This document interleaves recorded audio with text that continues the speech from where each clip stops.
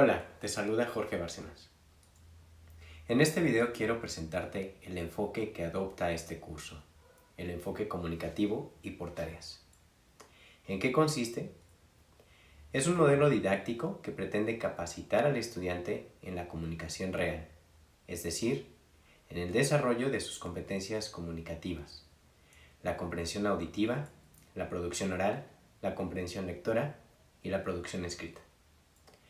Para ello, este modelo utiliza audios, textos y materiales auténticos y propone actividades que simulan situaciones comunicativas que ocurren fuera de un salón de clases. Este enfoque parte de una serie de conceptos básicos que te ayudarán a comprender la metodología y el plan de trabajo de nuestro curso.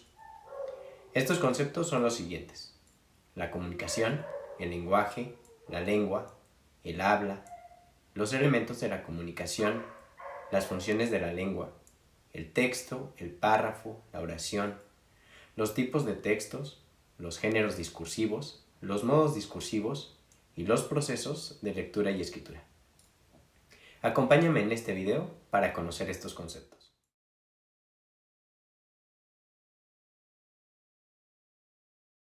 La comunicación es una herramienta de interacción a partir de la cual se intercambia información entre un emisor y un receptor, utilizando un código compartido por ambos. La comunicación la llevan a cabo tanto los humanos como los animales.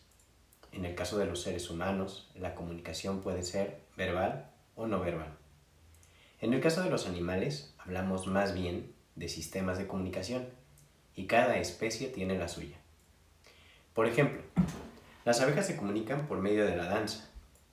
Los seres humanos tienen una capacidad muy especial que los hace únicos entre todas las especies animales. Esta facultad exclusivamente humana sirve para crear sistemas de signos, para comunicarse, y es lo que comúnmente conocemos como lenguaje. A las diferentes manifestaciones que puede adoptar el lenguaje en las distintas comunidades humanas es a lo que llamamos lengua o idioma. Por lo tanto, lenguaje y lengua no son sinónimos. Todas las lenguas tienen ciertas características que las hacen diferentes de todo otro sistema de comunicación, por lo cual decimos que la lengua, independientemente del grupo al que pertenezca, se distingue por lo siguiente. 1. Es sistemática porque un miembro es definido por su función y sus oposiciones con los demás miembros del conjunto. 2. Es convencional, ya que los miembros de una sociedad se han puesto de acuerdo para utilizar los signos lingüísticos que conforman la lengua. 3. Es arbitraria, pues la naturaleza de las cosas no tiene relación con su nombre. 4. Es social, porque es un producto social y está al servicio de la misma sociedad que la creó. 5. Es económica, ya que se compone de unos cuantos fonemas o sonidos que al combinarse forman muchas palabras. 6. Es doblemente articulada, en tanto que presenta una primera articulación como resultado de la construcción de morfemas a partir de unidades mínimas no significativas, a las que llamamos fonemas, y también presenta una segunda articulación como resultado de la construcción de enunciados a partir de unidades mínimas con significado, a los cuales llamamos palabras. 7. La lengua también es estructural, pues sus elementos se afectan recíprocamente. Y 8. Es biplánica, porque está formada por signos lingüísticos con un significado y un significante. Además del lenguaje y la lengua existe el habla, que es la realización individual de la lengua. Existen muchos tipos: coloquial, técnica, regional, formal, dialectal. La siguiente imagen puede ayudarnos a recordar lo más importante. La comunicación es la capacidad de interactuar a través de mensajes, capacidad que tienen en común diversas especies. El lenguaje es la facultad exclusiva de los humanos para crear sistemas de signos para comunicarse. La lengua es la forma que el lenguaje toma en un grupo humano, y habla es el modo en que un individuo concreta su lengua, con rasgos que muestran su dominio del código, su adscripción sociocultural, etc. es decir, es la forma que elige el hablante de ejecutar su lengua. Entre todas las posibilidades que le da la lengua,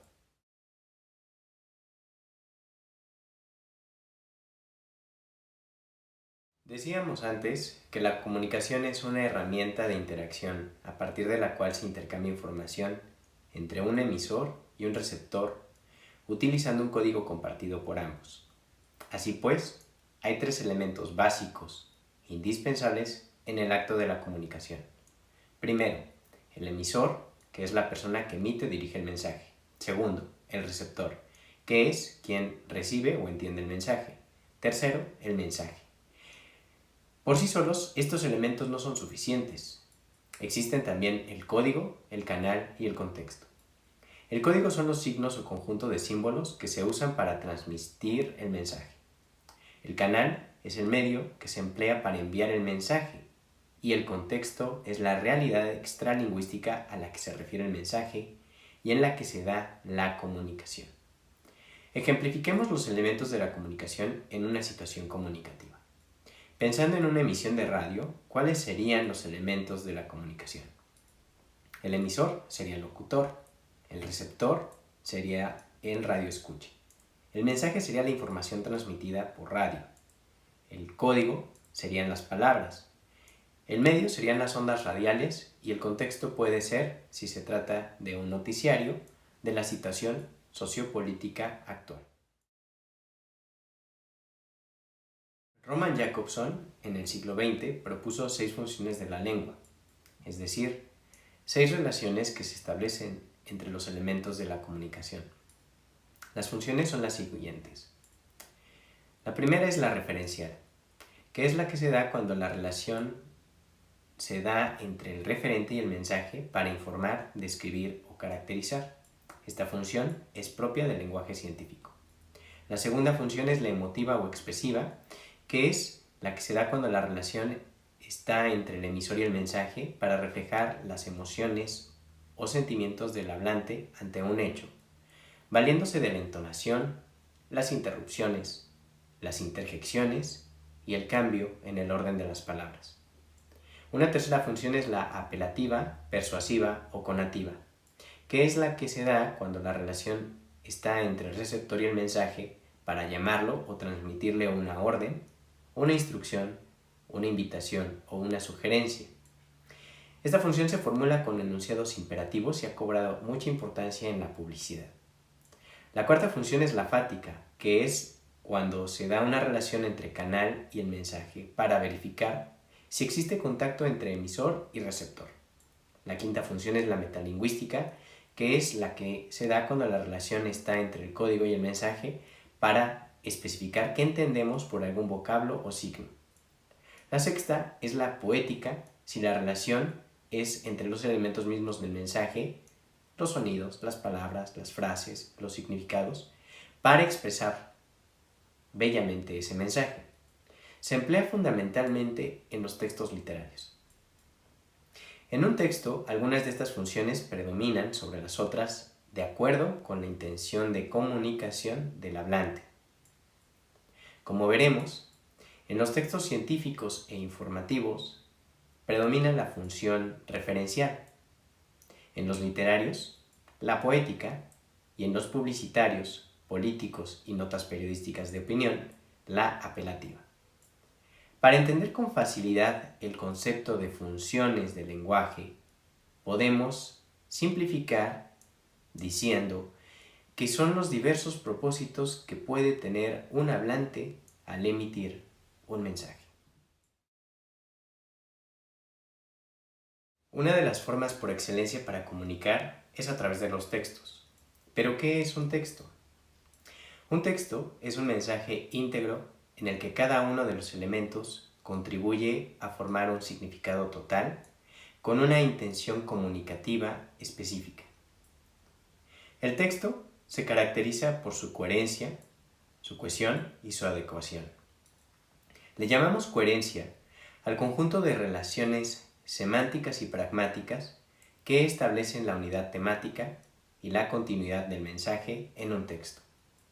En pocas palabras, es la propiedad de los textos que permite identificar el tema, las ideas principales y secundarias. Para tener coherencia, un texto debe cuidar aspectos relativos a la macroestructura, esto es, que las relaciones semánticas giren alrededor de una idea, que se establezcan referencias endofóricas, que la información sea suficiente, pertinente, relevante y no redundante, y que se empleen marcadores discursivos. Asimismo, para que un texto sea coherente, se deben cuidar aspectos concernientes a la superestructura, esto es, que la información requerida por el tipo de texto sea suficiente y que tanto el registro como la puesta en página, el formato, correspondan al tipo textual. La cohesión, por su parte, es el conjunto de procedimientos léxicos y gramaticales que permiten relacionar correctamente las oraciones e ideas de un texto. Para asegurar la cohesión, un texto recurre fundamentalmente a la concordancia, la puntuación, la coordinación y la subordinación. La adecuación, finalmente, se refiere a las propiedades que el lenguaje adquiere en función del objetivo del texto y receptor al que se dirige. Para garantizar la adecuación de un texto, debemos observar, entre otras cosas, si el registro elegido se corresponde con el contexto discursivo. En la siguiente imagen puedes observar cómo se concretan estas propiedades en las palabras de un texto.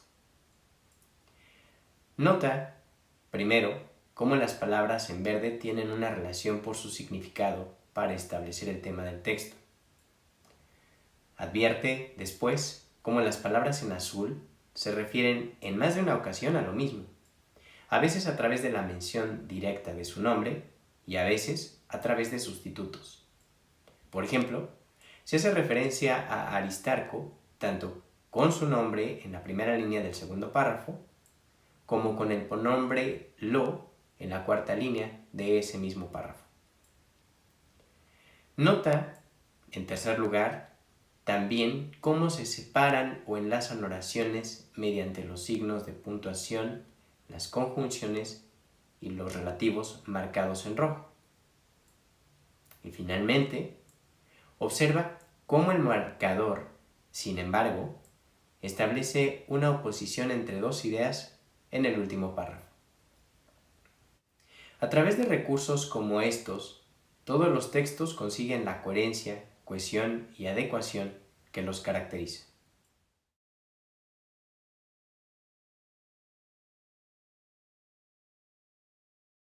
Por lo regular, los textos se componen de varias oraciones, las cuales se van agrupando en distintos párrafos. Cada uno de estos párrafos gira en torno a una idea principal, idea que contribuye a desarrollar, apoyar o reforzar el tema o idea global del texto. En función de esto, es recomendable que al abrir cada párrafo del cuerpo del texto, se enuncie la idea principal de la que tratará y luego ésta se desarrolle con detalles. Asimismo, es recomendable que al inicio de un texto haya una oración, un párrafo o una sección introductorios para expresar la idea global o temática, y que al final de él haya una oración, un párrafo o una sección de cierre para expresar nuevamente la idea global o hacer una recapitulación. Podemos ilustrar la estructura de un texto con la siguiente imagen, en la que puedes observar una sección para la introducción, otra para el cuerpo y otra para la conclusión.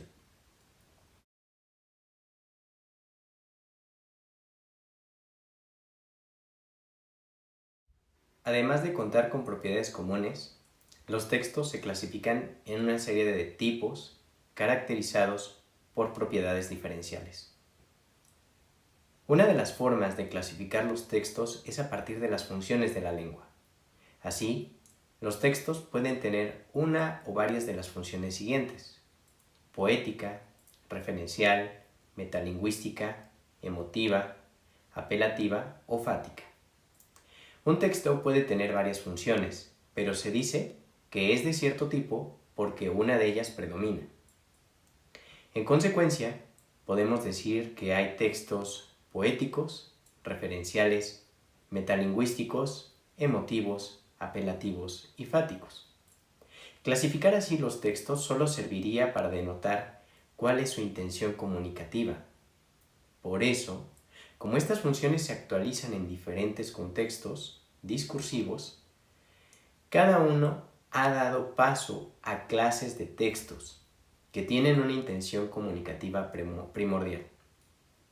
Las clases de textos o géneros discursivos son formas de discurso estereotipadas que se han fijado por el uso y se repiten con relativa estabilidad en los mismos contextos. Son formas reconocibles para los hablantes. Cada esfera del ámbito social tiene sus clases de textos, de tal manera que podemos clasificarlos por el contexto en que se usan. Entre otras clases de textos tenemos, por ejemplo, los textos literarios para la producción artística, los textos de interacción social para las relaciones interpersonales, institucionales y corporativas, los textos periodísticos para la comunicación de hechos sociales, los textos publicitarios para las relaciones comerciales. Ahora bien, en cada género se utilizan diferentes modos de discurso o secuencias textuales. Estos son unidades de composición de un nivel inferior al texto constituidas por un conjunto de proposiciones que presentan una organización interna propia. Existen 5 modos prototípicos: la narración, la descripción, la argumentación, la explicación y el diálogo. La narración tiene como característica ser una sucesión de acontecimientos entre los que se manifiesta un cambio. Los sucesos o acontecimientos de toda narración mantienen entre sí una relación temporal y una relación lógica. La primera hace que algunos acontecimientos deriven de otros por sus relaciones entre el antes y el después. La segunda hace que deriven de otros por sus relaciones de causa y efecto. Así se pueden organizar las acciones narradas conforme a sus relaciones lógicas y temporales, clasificándolas en 3 fases: situación inicial, nudo y desenlace. La descripción, por su parte, se caracteriza por la atribución de rasgos semánticos y detalles a un objeto para individualizarlo entre otros semejantes. Con la descripción se especifican los atributos de lugares, épocas, procesos, hechos, personas, animales, objetos, fenómenos y cosas, presentándolos de lo particular a lo general, de lo general a lo particular, de lo próximo a lo lejano, de lo distante a lo cercano o de un lado a otro. La descripción puede ser denotativa o connotativa. La argumentación consiste en un grupo de enunciados de los que se afirma que uno de ellos, la conclusión, se sigue de los demás. Dar un argumento significa ofrecer un conjunto de razones o de pruebas para apoyar una conclusión. El objetivo de la argumentación es persuadir al receptor de aceptar o rechazar una idea, un comportamiento o un hecho. Tratamos de probar o demostrar un punto. La explicación, por otra parte, es la revelación de la causa o motivo de algo. Así, explicamos algo cuando buscamos pruebas sobre su porqué y respondiendo a las preguntas ¿qué y cómo? La explicación, entonces, es otra de las formas de la argumentación, aunque suelen considerarse como 2 modos discursivos diferentes. El diálogo, finalmente, es la conversación alternada entre 2 o más personas, presentada de forma directa con sus palabras. Lo más habitual es que un texto integre diversos modos, pero uno tiende a predominar. Además, Una secuencia de texto puede combinar modos. Así, puede haber un diálogo narrativo o una narración argumentativa, con ejemplos, entre otras combinaciones. Los modos discursivos expuestos antes son muy importantes porque determinan frecuentemente la naturaleza de un escrito, incluso dentro de una misma clase de textos. Por ejemplo, un cuento se distingue de un poema, entre otras cosas, por usar predominantemente la narración, y un texto de divulgación científica será diferente de una tesis porque en el primero quizá predomine la explicación y en el segundo la argumentación. En síntesis, la clasificación de un texto depende de varios criterios: la función de la lengua predominante, el contexto discursivo en que se use y el modo discursivo predominante. Atendiendo a estos tres criterios, es como mejor podemos caracterizar un texto en específico.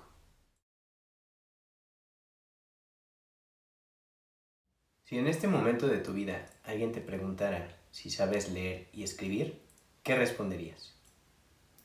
Independientemente de tu respuesta a la pregunta anterior, ¿podrías decir que lees y escribes bien?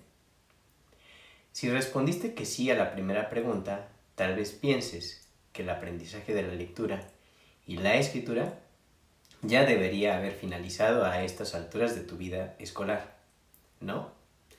A fin de cuentas, sabes reconocer y trazar las letras, sabes integrarlas en palabras, y estas palabras te comunican ideas y mensajes.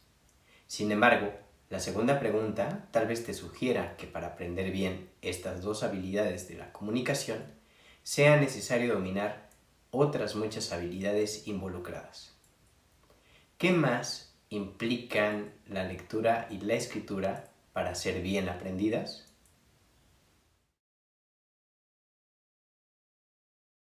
La comprensión se refiere esencialmente a la acción, a la capacidad para hacer un uso dúctil y significativo de lo que se sabe. Cuando se comprende algo, es posible usar lo entendido en situaciones diferentes, establecer conexiones entre diferentes ideas o conocimientos, darse cuenta de las implicaciones de lo que se sabe, estimar un asunto desde diferentes perspectivas y encontrarle soluciones distintas a un problema. Ahora bien, ¿qué se necesita para comprender? 1. Un dominio de los códigos textuales. 2. Conocimientos previos sobre el mundo. Y 3. Objetivos de lectura definidos. Esto implica el desarrollo de 8 habilidades de comprensión que se van adquiriendo a lo largo de la vida. Estas microhabilidades son la percepción, la memoria, la anticipación, la inferencia, la identificación de ideas principales, el reconocimiento de estructuras, la lectura contextual crítica y la autorregulación.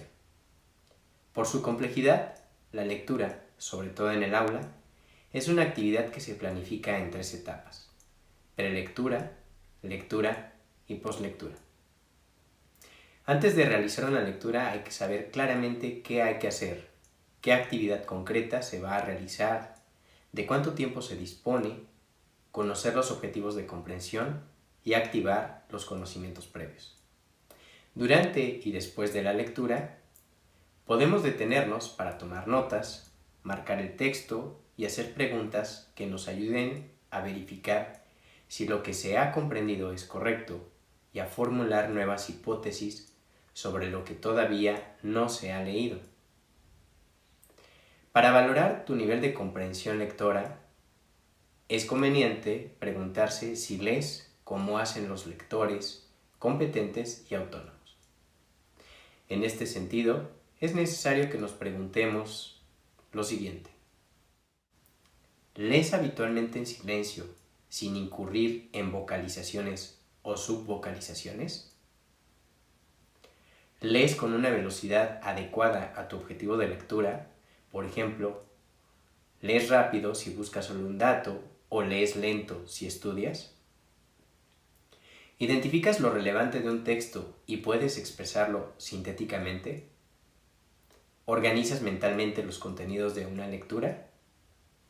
¿Efectúas las inferencias que el texto te pide para comprenderlo? ¿Identificas la postura del autor y la ideología implícita en el texto?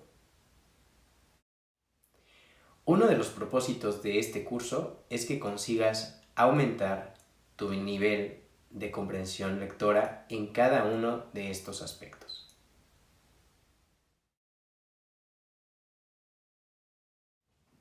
La escritura es la representación gráfica de la lengua. Sin embargo, no es nada más la transcripción de la oralidad pura, sino una actividad psicolingüística situada socialmente en comunidades discursivas. Una práctica que desempeña funciones personales, sociales y académicas. Cuando escribes un texto, tu objetivo es comunicar tus ideas con claridad al lector. Por eso, escribir correctamente en el contexto escolar es una destreza lingüística que pone en acción decenas de microhabilidades.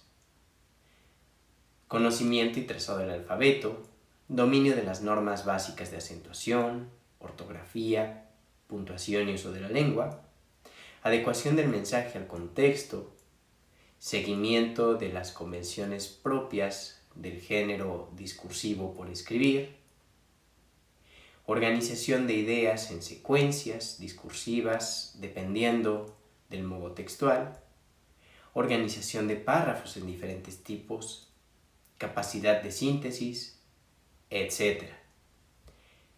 En función de lo anterior, sobre todo en la escuela, la escritura se divide en al menos 3 momentos: la planificación, la textualización y la revisión. Como parte de estos momentos, los escritores típicamente realizan 6 actividades durante el proceso de escritura. Primero, seleccionar un tema. Segundo, analizar ejemplares de la clase de texto que escribirán. Y también planear. Tercero, escribir un primer borrador. Cuarto, revisar las ideas del texto, su pertinencia, organización y desarrollo.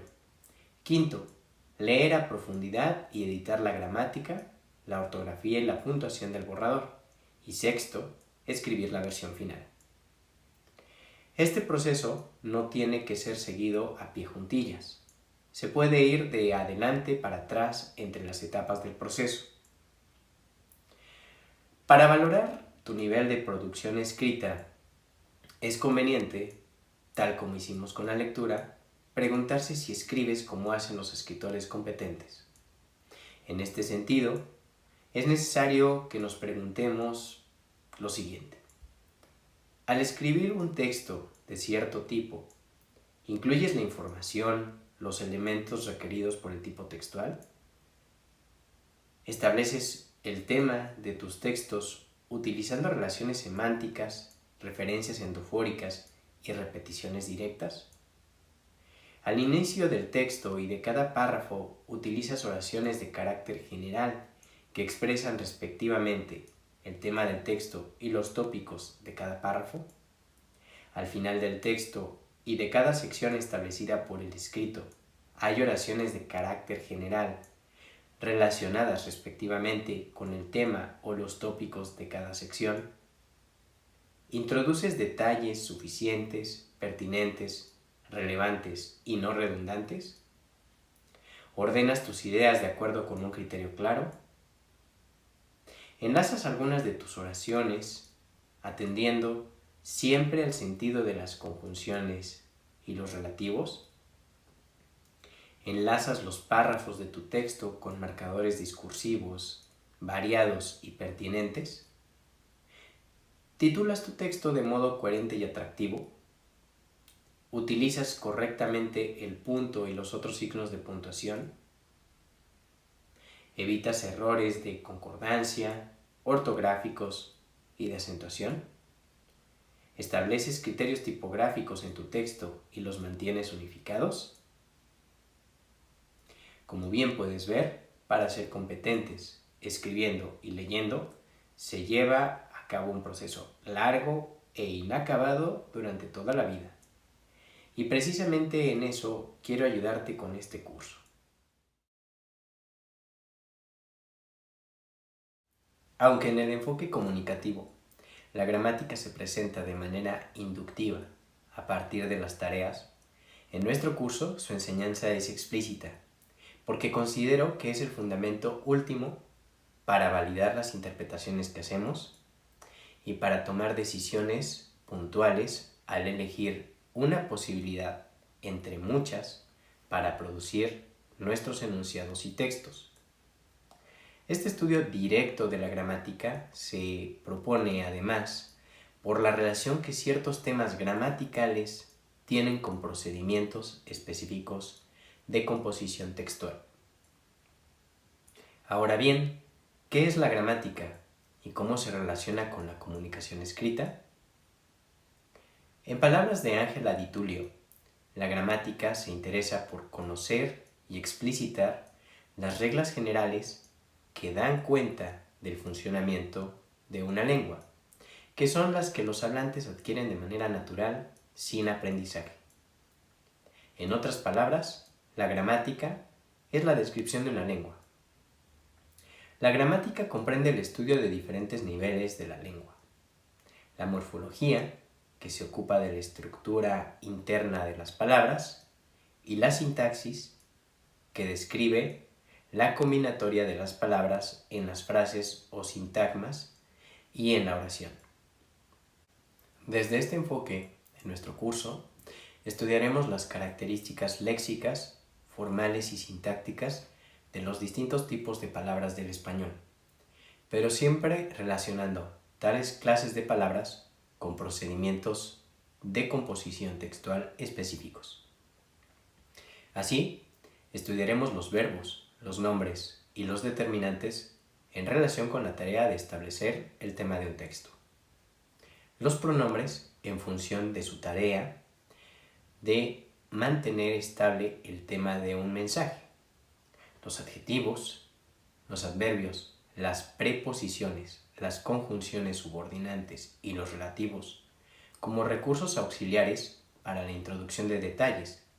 Y finalmente, las conjunciones subordinantes y los adverbios en relación con la tarea de enlazar oraciones y párrafos. De todos los conceptos anteriores relacionados con el enfoque comunicativo, se desprende una forma de enseñanza y plan de trabajo, cuya principal característica es la presencia de varias prácticas y actividades recurrentes orientadas hacia la realización de un proyecto final.